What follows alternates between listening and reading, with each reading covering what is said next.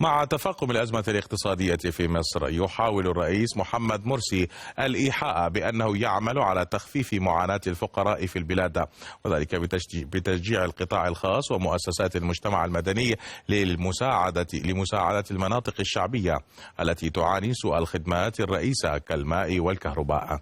تفاصيل أوفى في التقرير التالي. خلال افتتاحه الملتقى تكامل الذي ينعقد للمرة الأولى، أكد الرئيس مرسي على أهمية التعاون بين الحكومة والقطاع الخاص ومؤسسات المجتمع المدني من أجل تقديم الخدمات اللازمة للفئات الفقيرة والأكثر احتياجا في المجتمع المصري. لكن ما يقود مضجع مرسي هو أن الصورة في المناطق الشعبية بالعاصمة تعكس تشاؤما مع حلول الذكرى الثانية لثورة 25 من يناير، فهنا لم تتحقق وعود العدالة الاجتماعية ولم يطرأ أي تحسن في تقديم الخدمات مثل مياه الشرب والكهرباء، كما يقول سكان شبرا الخيمة وهي إحدى المناطق العشوائية.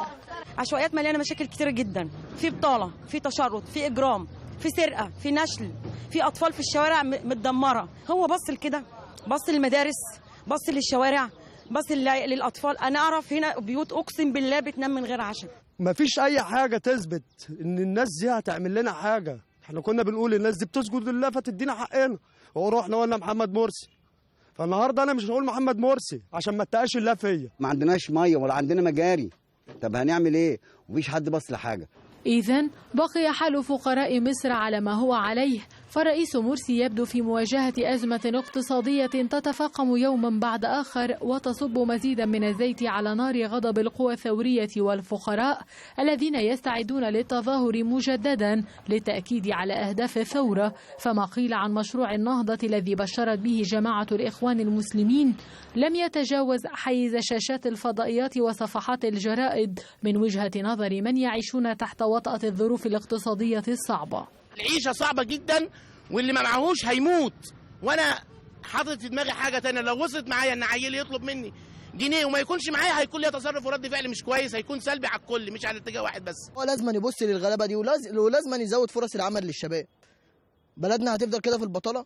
وما يزيد الوضع صعوبة بالنسبة للرئيس مرسي الذي يبذل جهودا حثيثة لإقناع الطبقات المهمشة بأن المستقبل سيكون أفضل من الوضع الحالي، هو أن 40% من سكان البلاد يعيشون تحت خط الفقر، وقد زادت معاناتهم مع احتدام الصراع السياسي، حيث فشل الإخوان المسلمون ومعهم التيار السلفي في تقديم حل لتوفير لقمة العيش لملايين المصريين، بحيث تعطيهم جرعات أمل بدلا من فيروسات الإحباط التي تصول وتجول في أرجاء أرض الكنانة.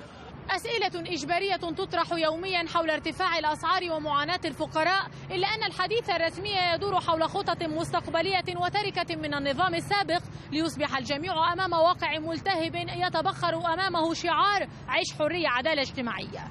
أمل الحناوي، روسيا اليوم، القاهرة.